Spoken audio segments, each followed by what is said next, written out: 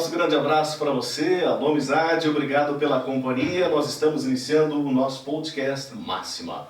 É o terceiro episódio desta nossa segunda temporada. Eu sou o Gilberto Machado e convido você a ficar conosco. Nosso entrevistado do nosso podcast de hoje é o Padre Leandro de Mello. E nós vamos trazer o nosso podcast no oferecimento do Laboratório Biolab. Seu diagnóstico é nossa prioridade. 3364-1812, WhatsApp 984252757. Também da iPron Tecnologia, trabalha com a venda de smartphones de diversas marcas, inclusive Apple. Trabalha também com notebooks e computadores, reparos em eletrônica e assistência técnica em informática. 549-9603-4911, iPron Tecnologia. E a Mix Center, o seu centro de economia em Sarandi, com inauguração de uma ampla e nova loja na rua da Benoit, com a lateral Benoit, em Sarandi. Está o Mix Center, o seu centro de economia, o atacado, o seu novo atacado de compras em Sarandi, no centro. Nós vamos conversar com o Padre Leandro de Mello, como já falamos, enquanto mateamos aqui. Você já está percebendo em nossas imagens que temos alguns símbolos aqui, porque faz parte da primeira questão que vamos fazer para o Padre Leandro. O Padre Leandro de Mello é o pároco da paróquia Nossa Senhora dos Navegantes, aqui de Ronda Alta. Ele foi ordenado em 24 de fevereiro de 2008 em Passo Fundo. Rondaltenses e pessoas da região já conhecem, né? E já esteve na nossa primeira temporada falando da sua vida. E hoje tem alguns assuntos pertinentes do nosso podcast. Um abraço, Padre. Estamos nesta quarta-feira à noite no nosso podcast e agradecendo a sua presença. Saudação, Gilberto. Saudação a todos e todas que vão nos acompanhar, né? Que alegria poder estar aqui mais uma vez para a gente trocar uma ideia, tomar um mate e também trazer algumas curiosidades da nossa vida e da nossa experiência aí de fé também. Com certeza, né? O senhor já veio, inclusive, com o moletom. Minha vocação é o amor. Bem interessante, né? E eu acredito até que a vocação é um chamado. A gente se ouve falar muito nisso, na gosto mesmo, as vocações. E o amor é o maior mandamento que Jesus pregou, né, Padre? É o resumo de todos os mandamentos, né? Amar a Deus e amar as pessoas da forma como Jesus o fez. E o moletom, na verdade, ele também está relacionado com isso, mas ele também está relacionado com o trabalho com os jovens, que a gente desenvolve já há um bom tempo. E aí ele é um dos trabalhos que a gente fez quando estava ainda em outro espaço, né? E continua, estamos aí fazendo esse trabalho vocacional e também como um projeto de vida, né? Viver o amor a partir de Jesus. A razão de termos estes símbolos, é claro, existem inúmeros. Sim. A gente quer questionar, então, os principais. Aqui o senhor trouxe um sino, representando aquele sino. Por que existe um sino? Por que se toca o sino para chamar para a celebração, Padre? E depois o senhor nos fala do catecismo, da vela e dos demais principais que a gente vê quando os católicos quando vão na celebração e os demais, quando vem uma celebração no nosso Facebook, transmitimos as missas, na televisão, esses símbolos, Padre. Muito bem, como você bem comentou, teríamos que trabalhar milhares de símbolos, né? A Igreja Católica, em toda a expressão da fé, ela se baseia muito pela simbologia. A própria celebração, ela tem muita simbologia. Se você me permite fazer o contrário, começar daqui para lá, sim. Vamos começar pela vela. A vela em si ela é só uma vela, pode ser qualquer uma. Mas eu trouxe essa que nos lembra o Círio Pascal, né, em miniatura, porque o círio é a vela que nós acendemos na noite do sábado santo da Páscoa. Mais ou menos a altura desse nosso... Tem vários tamanhos, né? Pode ser menor, pode ser daquele tamanho, mas geralmente ela é uma vela maior, também por uma questão de poder ver ela melhor, né? Sim, a comunidade visualizar melhor. E ela lembra então a presença do ressuscitado na comunidade. Inclusive naquela vela ali tem os 5 cravos, né? As 5 chagas que lembram as 5 chagas de Jesus. E todas as vezes que a gente acende esta vela para lembrar então a presença do ressuscitado no meio de nós. Com isso, falando então do sino, o sino é um convite, né? O sino é um dos instrumentos mais antigos de comunicação, né? O sino se usava para convidar as pessoas para a oração, se marcava o tempo, porque antes de nós termos os nossos aparelhos, o relógio, o celular e tantas outras formas de marcar o tempo, o sol, que se usava o sol, também o sino nas capelas, comunidades, era um espaço para marcar o tempo. Então tinha alguém que pela manhã às 6 horas tocava o sino, ao meio-dia, isso, às 18 horas, para chamar, fazer o convite para o momento de oração. Também de forma mais detalhada, vamos dizer assim, usava-se o sino inclusive para comunicações, né? Então, se alguém falecia, tinha um toque diferente, quando era festa tinha outro toque. Então são várias, hoje vai se perdendo um pouco essa sensibilidade sonora, porque nós temos milhares de outros mecanismos de comunicação. Eu sei que na Sexta-feira Santa, ali na hora do momento da paixão, ali no momento da crucificação, da morte de Cristo, existe algumas igrejas que dão uma badalada diferente, né, do sino, em alguns locais. Na verdade, a orientação até é que na Sexta-feira Santa não se toque o sino. Né? Uhum. Por isso, na cultura, aqui na nossa região quase não se vê mais, mas ainda tem nas comunidades mais antigas, mais tradicionais, digamos assim, se usava um outro equipamento, como chamavam matraca, ou tem outros nomes também, no italiano. Sim. Eu não sei dizer agora o nome, e é como se fosse um instrumento que ele tinha uma catraca, daí tu ficava girando, ela fazia um barulho, né? Para lembrar, então, aquele momento da celebração, justamente para não tocar o sino em respeito ao momento da morte do Cristo. Né? Seria só no sábado de Aleluia. Só no sábado de Aleluia. Daí no momento da celebração que se acende, então, o fogo novo, a bênção do fogo novo para acender o círio pascal, então se tocam os sinos aí no momento de louvor, de glória, da proclamação da Páscoa. Esse sino, Gilberto, sim, ele é uma réplica do sino do Vaticano, né, que foi no ano 2000, foi aberto então o ano jubilar, né, o segundo milênio, o terceiro milênio, e o Papa João Paulo II então mandou confeccionar um sino no Vaticano. Ele é uma réplica do que tem no Vaticano. É uma réplica daquele que tem no Vaticano. A gente vê o brasão aqui. Tem o brasão do Vaticano, e do outro lado tem uma espécie de porta, né? Porque a Porta Sim. Santa, o Papa abrindo a Porta Santa. Inclusive agora em 2025 nós vamos ter um novo ano jubilar. Então a cada 25 anos a igreja celebra esse ano jubilar, e esse é um sino então que já está aí com 25 anos, né, e ele é uma réplica lá do Vaticano. Inclusive o som dele é também réplica.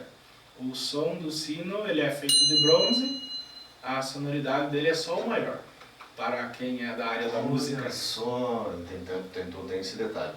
Catecismo, a gente sabe que quando se ouve falar em catecismo, a criança vai lá nos encontros e recebe as orientações. Esses são os encontros de catecismo. E tem também aquele sentido da palavra catecismo, seguir o catecismo, que é em qualquer situação você pode usar ela para, digamos, fazer, uma forma de analogia, seguir o catecismo, seguir uma regra. Catecismo seriam regras, ensinamentos? O ensinamento. A primeira e grande missão da igreja é evangelizar.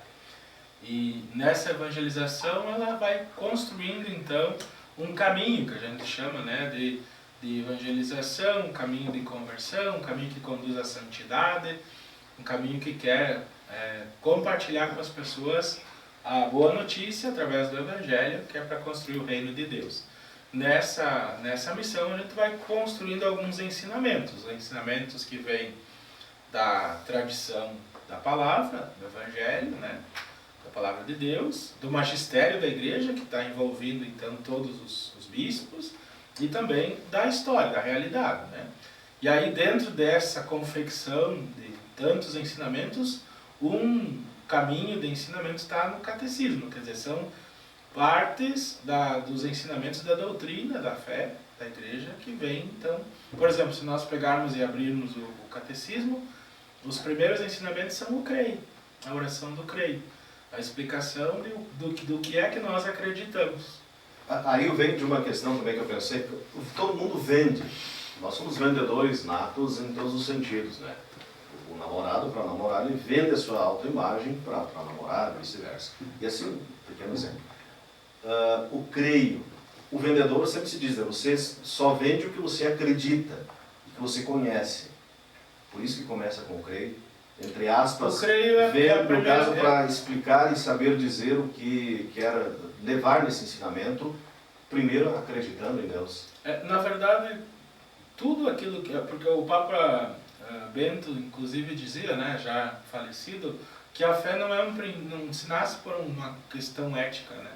A fé nasce, o Papa Francisco lembra, por um encontro com um ressuscitado. E esse encontro é uma profissão de fé.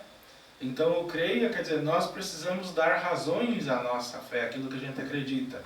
E para nós traduzir e ajudar a compreender, para conseguir compartilhar melhor aquilo que a gente acredita, então nós temos que ter algo que seja um guia, uma orientação.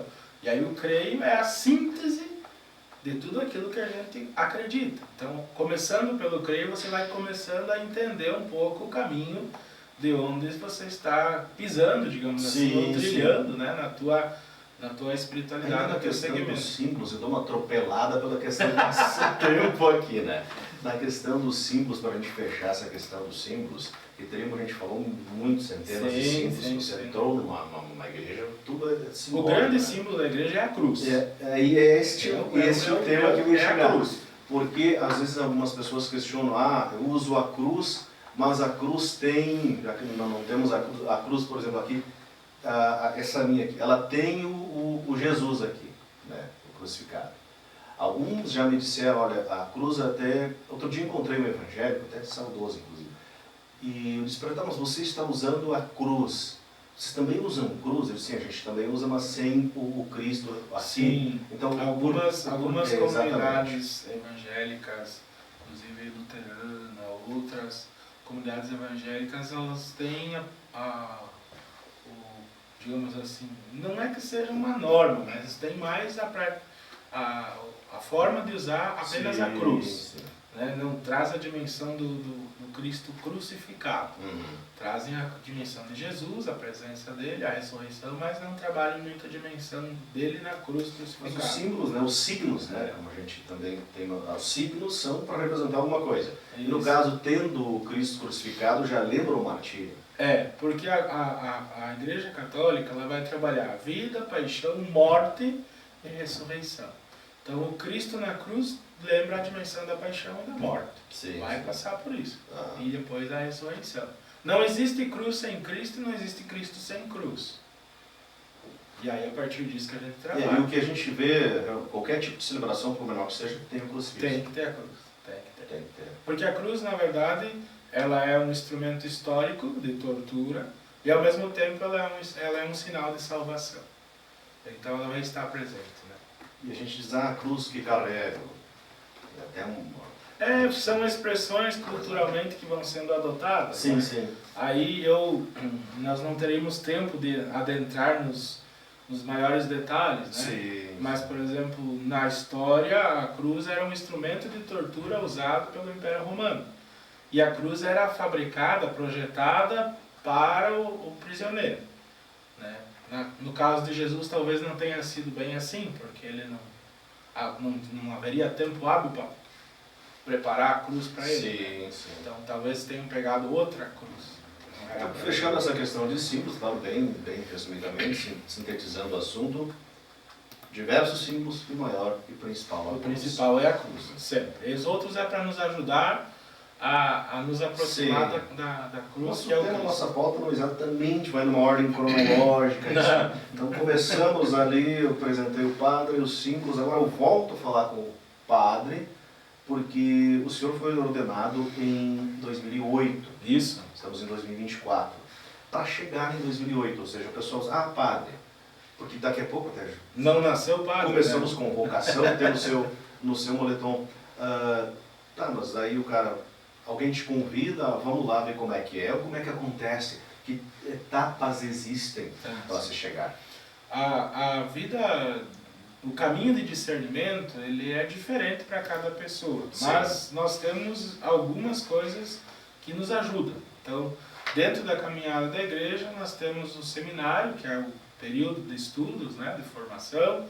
No meu caso, vamos falar por mim, que daí fica mais fácil. Sim, isso é próprio. No meu caso, eu ingressei no seminário em 98, então eu estava com 14 para 15 anos. Sim. De 98 a 2008 são 10 anos de estudo no seminário. Nesse caminho, eu fiz ensino médio, fiz faculdade de filosofia, fiz faculdade de teologia, o período de pastoral, que a gente chama, que é o aprendizado na prática, e depois recebi as ordens. Então, recebi o diaconato em dezembro de 2007 e o sacerdócio, então, o presbiterato, que é o segundo grau da ordem, em fevereiro de 2008. De lá para cá, aí eu assumi a vocação como padre, presbítero dentro da igreja. Tem que ter formação superior, padre. Tem que ter formação superior. Na verdade, assim, não deveria nunca não ter formação, né? Sim. Porque não é uma questão de ser mais importante que não. Sim, normalmente ele diminui de outros cristãos. De preparação. Porque além de você trabalhar... Para advogado tem que fazer a faculdade. Né? E além de você trabalhar a dimensão porque a missão do sacerdote, ela é a tríplice mundos, né? Ele tem que ajudar as pessoas, ajudar a comunidade a se santificar, quer dizer, se tornar cada vez mais próximos da santidade, ou santos. Ele tem que governar, ou seja, ele tem que ajudar a administrar toda essa missão, ele tem que pastorear, ele tem que cuidar, evangelizar, ele tem que partilhar a palavra, ele tem que dinamizar o ensinamento. Então ele tem que ter conhecimento, ele tem que ter preparação. E nem tudo a gente sabe, então vai se especificar numa área. Tem padres que vão trabalhar mais a dimensão bíblica, tem outros que vão trabalhar mais a dimensão pastoral, tem outros que vão trabalhar outra área dentro do caminho da igreja. Sim, sim. Temos, por exemplo, o terceiro grau da ordem, que é o episcopado, os bispos também vão trabalhar de acordo também com a sua característica ou com a sua formação. Todo padre que começa lá a ser padre, ele quer ser bispo e papa? Não necessariamente. Não é tipo o jogador de futebol que é para seleção. Não, porque não é carreira, né? Não é carreira, é vocação, é dom. Sim. Às vezes você é convidado, é chamado para ser padre, mas não tem a vocação para ser bispo, né? Ou às vezes você tem que apresentar uma liderança para ser bispo. É uma escolha por necessidade e pela graça do Espírito Santo. Certo. Né? Então, às vezes o Espírito Santo precisa e ele vai encontrar uma forma de conduzir a igreja, o magistério, quer dizer, que são os bispos, para convidar, então, determinado sacerdote para... Mas chega lá no Papa, o Padre Leandro pode ser bispo. Ó, vou assinar aqui, Padre Leandro, te convocando para ser bispo. Pode ser, pode acontecer. Pode acontecer isso. Pode. E como é que chega o nome do Padre Leandro lá para o Papa? Aí, por exemplo, assim, de uma forma muito breve... Sim, estou falando super simples as então, coisas. vamos dizer assim, eu trabalho no Rio Grande do Sul. Então, aqui nós temos um bispo, que é o nosso arcebispo, tem um coletivo de bispos do Rio Grande do Sul. E aí, precisa um bispo para tal diocese que no momento não tem nenhum bispo conduzindo aquela diocese. Porque com 75 anos se aposenta, deixa de exercer a missão de pastoreio.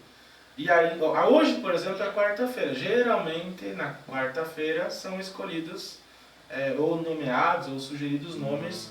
Não é uma regra fixa, mas geralmente na quarta-feira. Então, hoje, por exemplo, que é dia 19, um padre que foi meu professor, trabalhou muitos anos em Passo Fundo, responsável pela América Latina, dos missionários da Sagrada Família, foi escolhido para ser bispo. Inclusive, vai trabalhar aqui no Rio Grande do Sul. Sim. Nós que não sabíamos de nada, ficamos sabendo porque foi noticiado. Mas antes disso tem todo um processo de indicação, aí vai ter certamente uma ou duas ou três ou 10 pessoas que vão ser consultadas em segredo, em sigilo, sobre as habilidades, as dificuldades dessa pessoa. Sim. Depois que essa consulta é feita em segredo, aí volta então para a comissão que é responsável, vai passar para a anunciatura e a anunciatura vai chamar, vai convidar. Olha, você, padre Itacir, no caso que é o padre que foi escolhido, Itacir Braciani, para ser bispo. Sim. E aí vai ser consultado. Ele pode dizer que não. Pode dizer que não. Pode dizer que não, ou pode dizer que sim. Não, eu acolho essa missão que a igreja confiou a mim.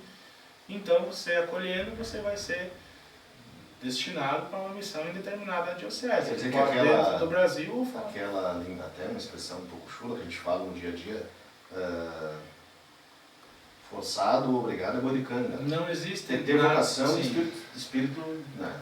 Dentro dos sacramentos, os sacramentos todos são de livre e espontânea vontade. Todos eles.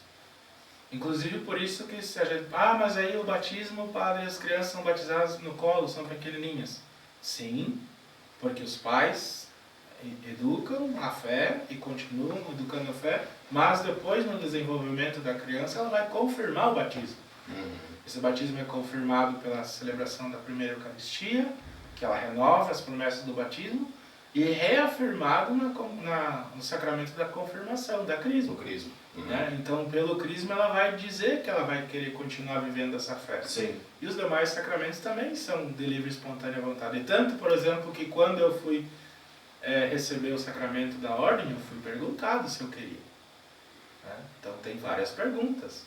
Todos os anos, na missa da Quinta-feira Santa, a gente chama a Missa da Unidade, nesse ano nós tivemos na Catedral, o bispo reúne o clero, então os presbíteros com a comunidade, celebra a Missa da Unidade, faz a bênção dos santos óleos, que a gente diz, do batismo, da crisma, da unção, e nessa missa pergunta, vocês querem renovar o compromisso do sacerdócio? Sim, tem uma série de perguntas. Né? Então, além de ser uma vocação, de ser um chamado, de ser livre, a gente vai renovando esse compromisso a cada ano. Fechando essa questão da formação do padre, das etapas e particularmente da sua, a gente, né, no matrimônio tem o anel, a aliança. Né? Noivou, depois passa para cá, casamento. Troca de mão. Troca de mão. Disse o sim, como o senhor falou, pelo que é questionado. Eu percebo e já percebi em outros religiosos, religiosas também, Sim. um anel preto. Eu vejo no senhor também. Por que existe esse anel? Todo mundo tem que usar, usa-se quer, do que ele é feito? Toda a tradição da fé da Igreja Católica, ela nasce de uma aliança. No Antigo Testamento, Deus construiu uma aliança com Abraão. Depois, como o povo de Deus, conduzido por Moisés, Josué e a sequência dos profetas. Essa nova aliança foi renovada através do nascimento de Jesus. Maria fica grávida pela ação do Espírito Santo e se torna, então, o povo da nova aliança através de Jesus. Essa aliança ela vai sendo A construída. liturgia tem um momento que diz só nova aliança. Isso. Quando você vive o sacramento do matrimônio, você assume um compromisso, uma aliança com uma outra pessoa. O padre também assume um compromisso. Ele faz uma aliança vocacional com o Cristo, com a Igreja. Essa aliança ela pode ser simbolizada, no caso, através de um anel ou um outro elemento. Sim. O anel pode ser de metal, de ouro, de cobre, como você usa o anel no teu compromisso de matrimônio, Sim. ou pode ser como o meu, que é de madeira. Neste caso aqui, ele é feito com o coco, o caroço do tucum, que é uma planta, né, uma espécie de palmeira, nativa da Amazônia, inclusive ela tem uns espinhos bem significativos. E ele é serrado, o coquinho lixado, daí ele fica assim, escuro, né? E ele é de madeira, é bem sensível. Mas ele tem um significado evangélico, né? No sentido de dizer assim, é um compromisso com a vida, viver o evangelho, e um compromisso com as causas da viver a partir da justiça, dos mais pobres, dos mais simples, a opção de tornar a vida o mais próximo possível do jeito de Jesus, a partir da prática da justiça e do amor, como é a mensagem. Se formou, escolheu ou não colocar o anel, aí padre, como o senhor falou, pode ir para alguma tendência, assim como daqui a pouco o advogado ele é o criminalista, ele é o penitenciário, enfim. E também existe a gente ouviu falar muito em alguns momentos, até uma expressão, padre popstar. que no caso são Sim, os que são mais ligados que são à mídia. mídia, que a gente vê eles seguidamente na televisão, na internet. Qual é a sua visão desses chamados padres popstar, que eles, sendo pela música, exposição na TV e rede social, né, eles têm uma orientação específica, pode até aqui, não pode, siga até aqui. A gente sabe que Padre Zezinho, eu pelo menos conheço como o primeiro que gravou disco e talvez tenha antes, né? Da nossa geração. Da nossa geração, digo, abaixo de 50 anos. E daí depois seguiram, Marcelo Rossi, Reginaldo Manzotti, aqui nós temos Ezequiel Dalpozo para mensagem. Sim, né? Tem o Padre Fábio, que é muito Padre Fábio Melo, com certeza. Né? O Padre Zezinho, ele sempre diz, inclusive ele está com mais de 80 anos, né? Sim, ancião.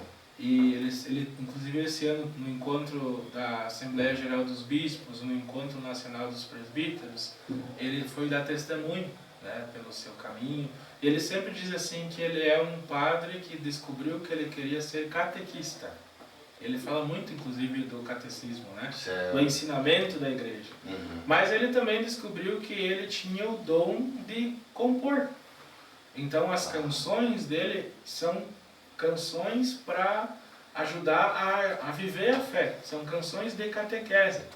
E aí, claro, daí foi como é... Exemplo jovem, né? Então não existe dentro da comunidade cristã, vamos dizer cristã, porque não é só católica, tem pessoas que não são católicas e que acompanham a missão do Padre Zezinho, né? Sim. Então foi um grande caminho de evangelização. E outros, então, são mais atuais. Alguns estão mais na área musical, outros estão mais na área de palestras, ou até outros meios de comunicação, a TV, o rádio, né? Nós temos aí tantos padres. O próprio Padre Ezequiel, que aqui na rádio tem a mensagem diária, outros, né, também. Então, às vezes é muito pelo dom que a pessoa tem, a facilidade de trabalhar a comunicação, por uma capacidade, por uma necessidade. Eu também trabalhei na comunicação um período enquanto estava em Passo Fundo. Então, a gente vai colocando a vida a serviço, algumas vezes... né, tem algumas dimensões que crescem, outras diminuem, mas sempre o coração vai dizer muito sobre a sinceridade da missão que vai sendo feita, né? Se a gente comentou do Padre Zezinho, o Padre Zezinho é uma grande referência de evangelização e mantém a sua simplicidade como sacerdócio, né? Então acho que isso é um testemunho bonito, né, nesse caminho. Padre, estamos quase estourando o tempo, mas eu tenho algumas questões aqui que eu não posso deixar passar. Né? Vou ter que fazer uns 4 podcasts. 4 podcasts, né? Mas eu quero agradecer a Mix Center, a Ipron Tecnologia, o Laboratório Biolab que estão com a gente. E tem uma questão que eu quero tentar fazer duas em uma aqui, né? O que é para o Senhor um homem temente a Deus? E por que da cultura de um Deus que pune? O temor é um dos dons do Espírito Santo, né? O temor de Deus. A pessoa temente a Deus, ela tem respeito pela fé que ela professa e ela confia nesse Deus como um Deus que lhe dá o dom da vida, que lhe cuida, lhe acompanha, lhe protege e lhe acolhe. Lhe acolhe no nascimento, porque dá o dom da vida, lhe acompanha no decorrer dessa vida e lhe acolhe porque acolhe para a eternidade, para a ressurreição. Então, esse temor tem a ver com a fé, tem a ver com o respeito, tem a ver com se entregar totalmente a Deus, né? E a segunda, que é mais na questão, digamos assim, mais do medo, né? Essa segunda dimensão que você falou, na tradição bíblica, o Antigo Testamento trazia muito isso, a teologia da punição, da prosperidade, a teologia da retribuição. Então se trabalhava muito essa dinâmica de um Deus que faz conforme você responde, né? A partir do Novo Testamento, da presença de Jesus, nós encontramos um Deus diferente, um Deus misericordioso, que nos acolhe, que trabalha com aquilo que nós somos, que nos envolve com a sua graça. Então, há digamos assim, uma reviravolta na reflexão teológica e na condução da vida da igreja. Então, não se trabalha mais essa dimensão punitiva, mas sim misericordiosa. Tanto que agora nós vamos, lembrando, como comentamos antes, né, os jubileus é para lembrar isso também. Um Deus que a cada 25, os jubileus, a cada 50 anos, o ano da graça, né, o ano do perdão, o ano da misericórdia. Então nos ajuda a olhar para essa dimensão mais voltada ao amor de Deus na nossa vida. Bem, a Igreja Católica tem muitas vertentes, ou se dizem movimentos, né? Rapidamente, movimento que a gente ouviu falar que se destacou, o movimento carismático, né, católico. O senhor teve algum contato, sabe? Sim, todas as comunidades têm movimentos pastorais e grupos. Nas paróquias nas quais já trabalhei também, dentre elas, algumas tinham o grupo dos carismáticos, né? Então, trabalham, é um caminho dentro da igreja, né? Que compreende a fé, que celebra, tem momentos mais de recolhimento, de adoração. Se semelha, às vezes, com as igrejas pentecostais, né? Em algumas situações. Talvez olhando de fora. Na falta de compreensão, sim, né? Sim. Na falta de conhecimento, sim. Porque o Espírito Santo ele se manifesta de formas diferentes, né? Então as pessoas também podem viver a sua fé com expressões diferentes. Sim. Algumas pessoas vão ser mais voltadas para a área social, algumas pessoas vão trabalhar mais a pastoral, algumas vão trabalhar mais a dimensão, digamos assim, mais espiritual. Então, claro, sempre o equilíbrio é o melhor caminho. Você conseguir trabalhar de forma harmônica todas essas dimensões, né? Sim. Tem uma questão delicada que a gente deixou para o final aqui. Bom, se é delicada, vamos buscar socorro. Sim. Existem, como a gente falou aí, o padre pode ir para vários caminhos. Sim. Alguns padres, o cinema inclusive popularizou isso. Sim, o cinema O cinema popularizou e, claro, o cinema é cinema, né? A arte imita a vida imita a arte, mas às vezes o cinema ele tem toda aquela questão de vender o filme. Sim. Ele tem que fazer alguma coisa diferente. A bilheteria. Né? O Lucas está aqui, estudou um pouco isso, acredito muito mais que a gente sabe que tudo tem que vender. Né? A teledramaturgia e o cinema, enfim, ele tem que fazer uma coisa que chama atenção. Né? Senão, exorcismo, padre. O que o senhor me diz sobre exorcismo, ou o que o catecismo diz sobre exorcismo? Vamos começar pelo catecismo, que é mais fácil. Eu até deixei marcado aqui, porque era provavelmente uma das grandes questões que mais causa inquietação no coração, né? Vamos ler um trechinho aqui do que diz o número 1673 do Catecismo da Igreja referente ao exorcismo. São 4 linhas. Quando a Igreja exige publicamente e com autoridade, em nome de Jesus Cristo, que uma pessoa ou objeto seja protegido contra a influência do maligno e subtraído do seu domínio, fala-se de exorcismo. Jesus o praticou, é dele que a Igreja recebeu o poder e o encargo de exorcizar. De uma forma simples, o exorcismo é praticado durante também a celebração do batismo. O exorcismo solene, chamado grande exorcismo, só pode ser praticado por um sacerdote com a permissão do bispo. E essa permissão, como ela vem? Digamos assim, Padre Leandro, eu vou, digamos assim, dar essa bênção especial, vamos chamar dessa forma, do exorcismo.